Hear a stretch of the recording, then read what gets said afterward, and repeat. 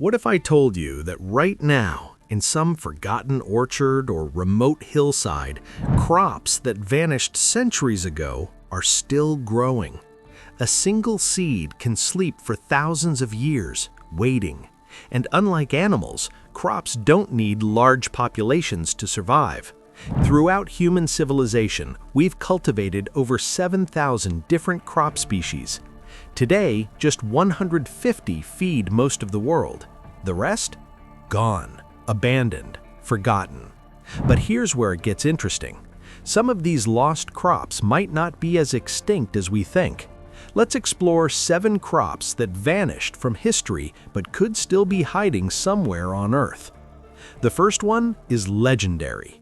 Silphium was so valuable in ancient Rome that they put it on their coins. Imagine a plant worth more than silver, used as a seasoning, medicine, and yes, even as a contraceptive. Romans were obsessed with it. The problem? They loved it too much. By the 1st century AD, they'd harvested every last plant into extinction, or so we thought. For 2,000 years, silphium existed only in ancient texts and on worn coins. Then, in 2022, everything changed. Professor Mahmut Miski was hiking Mount Hasan in Turkey when he spotted something unusual, a plant called Ferula druidiana growing in isolation. Its appearance, medicinal properties, and growing patterns matched ancient descriptions of silphium almost perfectly. Even stranger, its seeds were heart-shaped, possibly the origin of the symbol we use for love today. But here's the twist.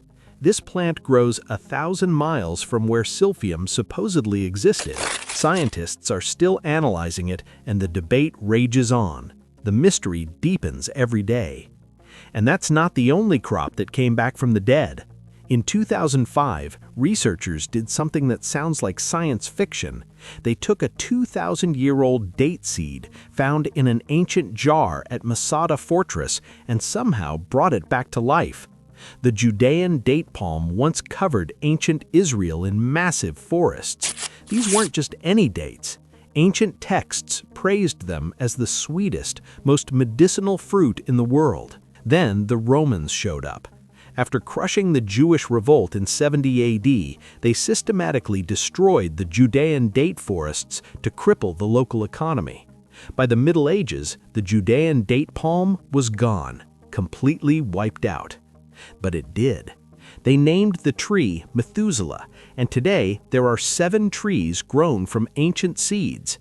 In 2020, researchers harvested fruit for the first time in 2 millennia. Genetic analysis revealed something fascinating. These dates were hybrids, carefully cultivated 2,200 years ago through agricultural techniques we thought were modern inventions. One seed changed everything we understood about ancient agriculture and extinction itself. Now, here's where the story takes a darker turn. While we were losing crops in the Old World, something similar was happening in North America. For over 4,000 years, Native Americans cultivated their own unique crops. Archaeological evidence shows they were carefully domesticated, with seeds 50% larger than wild varieties. They sustained entire civilizations. Then European colonization arrived, bringing corn, wheat, and a completely different agricultural system. Within generations, these Native American crops vanished. The domesticated forms went extinct, but the wild versions, they never left. They grow across eastern North America right now, considered weeds by most people. Their yields rival modern corn. They're drought-resistant, need less water, and thrive in conditions where industrial crops fail. Indigenous communities have been saying this for years. Now mainstream agriculture is finally listening. Climate change is making these ancient, resilient varieties look less like history and more like our future. Speaking of mysteries, let's talk about Thomas Jefferson's obsession. The Taliaferro apple was his favorite fruit. He called the cider it produced more like wine than any liquor he'd ever tasted. Jefferson planted over 100 trees at Monticello and gave cuttings to friends across Virginia. The apple was discovered in the 1700s near Williamsburg, and for decades it was the gold standard for cider. Then it disappeared. When Monticello's orchards were abandoned, the Taliaferra went with them. Small, white, with red streaks. That's it. He believes the redcoat apple discovered in Franklin County might be it, but without better documentation, we'll probably never know for certain. Somewhere in an old Virginia orchard, Jefferson's favorite apple might still be growing, and we'd have no way to identify it. Then there's the Anceau pear, first cultivated in Angers, France in 1863. Better than any other pear, with buttery flesh and a delicate perfume that filled entire rooms. Its irregular shape, mass production couldn't handle it. As industrial agriculture took over in the early 1900s, orchards ripped out their Anceau trees and planted uniform, profitable varieties instead. The Anceau disappeared within decades. But pear trees can live for centuries. Horticulturalists believe it could still survive in old private orchards or forgotten yards across France. Someone's great-grandmother might have one in her backyard right now, completely unaware she's sitting on a botanical treasure. We trade diversity for efficiency, uniqueness for uniformity. Take sumpweed, part of that Native American crop complex we mentioned earlier. When domesticated, its seeds were larger than sunflower seeds. The domesticated version is extinct, but the wild version? It's everywhere, growing in ditches and vacant lots. Scientists are attempting to re-domesticate it through selective breeding. Early results suggest it could be valuable for marginal lands where corn fails. We threw away a superfood, and now we're desperately trying to get it back.